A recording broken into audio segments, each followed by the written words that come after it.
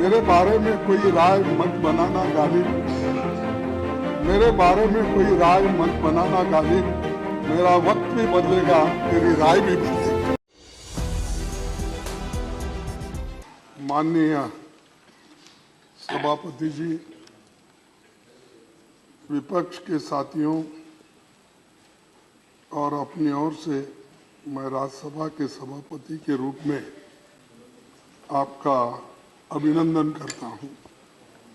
देश के दूसरे सबसे बड़े संवैधानिक पद उपराष्ट्रपति की जिम्मेदारी आपने 11 अगस्त 2022 को संभाल ली थी। वैसे तो व्यक्तिगत तौर पर आपसे मिलकर आपको बधाई दे चुका हूं, लेकिन अपर हाउस में सभापति के रूप में आपके स्वागत का मौका हमें आज मिला है। प्रधानमंत्री जी ने आपके कामकाज के बारे में और व्यक्तित्व के बारे में बहुत कुछ हमें बताए और बहुत कुछ रोशनी उन्होंने डाली। मैं वो फिर से दोहराना नहीं चाहता। मैं एक जरूर कहना चाहता हूं कि अपर हाउस के संरक्षक के रूप में आपकी भूमिका बाकी भूमिकाओं से बहुत बड़ी है। आप जिस आसन पर बैठे हैं वहां देश के कई महान हस्तियां बैठ चुकी है। हमारे 6 सभापति बाद में भारत के राष्ट्रपति भी बने। आप भूमि पुत्र हो, जैसा कि प्राइम मिनिस्टर ने कहा कि किसान के पुत्र, तो मैं तो भूमि पुत्र कहूंगा। राजस्थान के एक गांव से उपराष्ट्रपति और राज्यसभा के सभापति जैसे बड़े ओहदे तक आप पहुंचे हैं। संसदीय परंपराओं को आप समझते हैं। 9वीं लोकसभा में आप चुने गए थे और पार्लियामेंट्री अफेयर्स मिनिस्टर में उपमंत्री रहे थे। राजस्थान विधानसभा में एमएलए और पश्चिम बंगाल में कई सालों तक आप राज्यपाल रहे। कोऑपरेटिव मूवमेंट में और कई खेल संगठनों में आप जुड़े रहे। पढ़ने लिखने में आपकी रुचि है। आपका प्रोफाइल बहुत बड़ा है। मैंने पढ़ा, हमारे देश में संविधान सबसे ऊपर है। संसद के लोकतांत्रिक व्यवस्था का आधार स्तंभ है। संसद के पास संविधान संशोधन का भी अधिकार है। राज्यसभा और लोकसभा मिलकर भारत की संसद बनती है। कोई अकेला सदन खुद में पूर्ण नहीं है। संविधान के दायरे में दोनों सदनों को अपनी प्रक्रिया और नियम तय करने का अधिकार आपको है। हमारी संसदीय प्रणाली में राज्यसभा को चेंबर ऑफ आइडियाज या विचारों का सदन कहा जाता है। ये परमानेंट हाउस है और राज्यों का प्रतिनिधित्व करता है। राज्यों की राजनीतिक तस्वीर यहाँ नजर आती है। शुरुआत से ही संसदीय क्षेत्र के तमाम दिग्गज यहाँ की शोभा बढ़ाते रहे हैं। राज्यसभा ने भारतीय लोकतंत्र में संवाद की परंपरा को मजबूती दी है। अलग अलग विचारधाराओं की राजनीति का केंद्र होने के बाद भी यहाँ सबका लक्ष्य देश की तरक्की और उन्नति के बारे में हम हमेशा सोचते रहते हैं और सभी यही चाहते हैं जनता के सवालों पर गंभीर चर्चा हो और समस्याओं का समाधान निकालें। आपको सभा के दोनों पक्षों की हालत, नियमों, मेंबर्स के अधिकारों और भावनाओं की जानकारी है। जैसे संसद 2 सदनों के मिलकर बनती है, उसी तरह लोकतंत्र सत्ता पक्ष और विपक्ष के दो पहियों पर चलता है। दोनों का अपना महत्व है, इसीलिए तो लोकतंत्र, इसी को तो लोकतंत्र यशस्वी बनाया जा सकता है।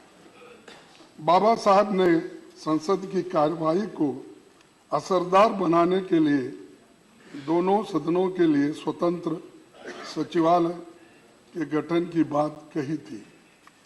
पंडित जवाहरलाल नेहरू जी के प्रयासों से राज्यसभा सांसदों को पब्लिक अकाउंट्स कमेटी और कमेटी ऑन पब्लिक अंडरटेकिंग्स जैसी फिनेंशियल समितियों की सदस्यता मिली थी। पंडित जवाहरलाल नेहरू जी ने कभी राज्यसभा के अधिकार को कम नहीं होने दिया। 1953 में बजट सत्र के दौरान उन्होंने साफ कहा था कि लोकसभा और राज्यसभा मिलकर भारत की संसद बनाते हैं। हमारे संविधान के अनुसार दोनों सदनों की अथॉरिटी के बीच मनी बिल्स को छोड़कर कोई अंतर नहीं है। आज जब मैं ये बातें कह रहा हूं तो हमें बहुत कुछ बातें याद आ रही हैं। विपक्ष के लोग संख्या बल में भले ही कम हो, लेकिन आप जानते हैं कि उनके अनुभवों और तरक्कों में ताकत रहती है। लेकिन समस्या ये है कि इनकी जगह नंबरों की गिनती होती है, ना कि विचारों के बारे में सोचा जाता है। एक दूसरी दिक्कत यह भी है कि हाउस की सिटिंग्स कम होने के कारण जनता के मुद्दों पर चर्चा के लिए उचित समय नहीं मिल पाता।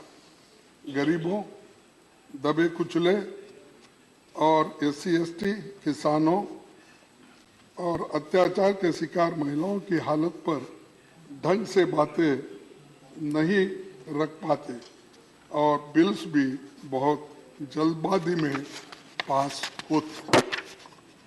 पहले जहां संसद में साल के 100 दिनों से ज्यादा चलती थी, अब 60 से 70 दिन भी नहीं चल पाती। लेकिन हमारी आबादी, अपेक्षाएं और समस्याएं बड़ी है।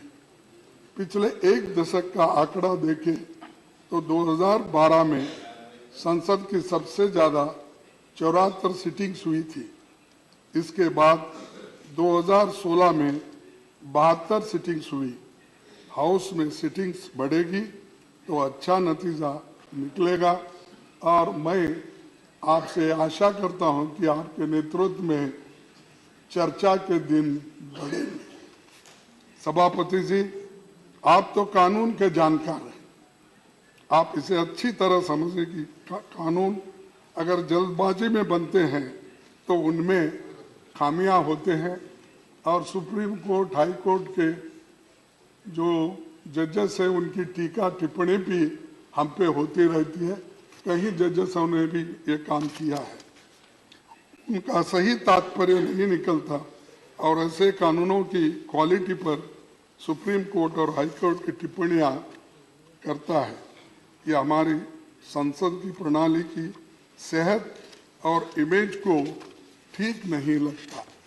तो इसलिए हम चाहते हैं कि बिल्स को ठीक से एग्जामिन करने के काम को सेलेक्ट, जॉइंट और निचले सदन में स्टैंडिंग कमेटी, इस विभाग संबंधी संसदीय समिति को ज़्यादा से ज़्यादा भेजा जाए और बिल्स को इन समितियों में भेजे जाए, वहाँ इन पर विस्तार से चर्चा हो। राज्यसभा का यही मुख्य काम भी है। मैं इस संदर्भ में 13 मई 1952 में हुई राज्यसभा की पहली बैठक में सभापति डॉक्टर राधाकृष्णन जी की कही इस बात को जिक्र करना चाहूँगा।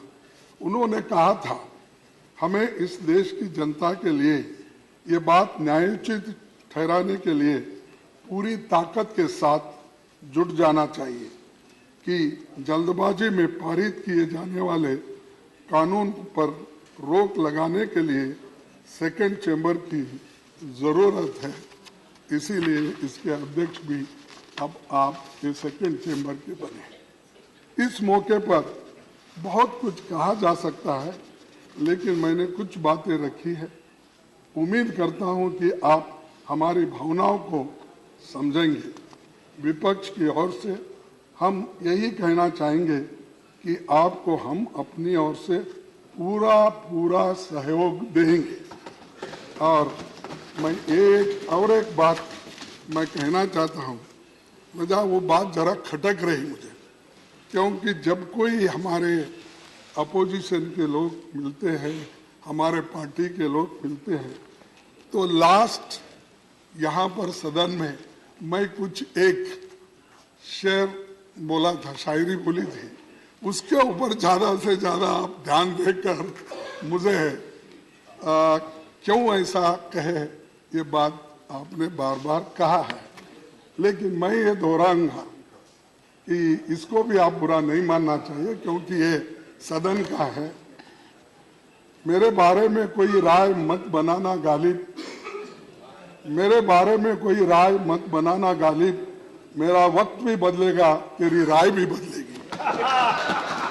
तो ये कहते हुए मैं आपको धन्यवाद देता हूं, और ये सदन बहुत सुरक्षित चलेगा और हम पूरी कोशिश करेंगे हर बात पर आपको सहकार देने के लिए। धन्यवाद।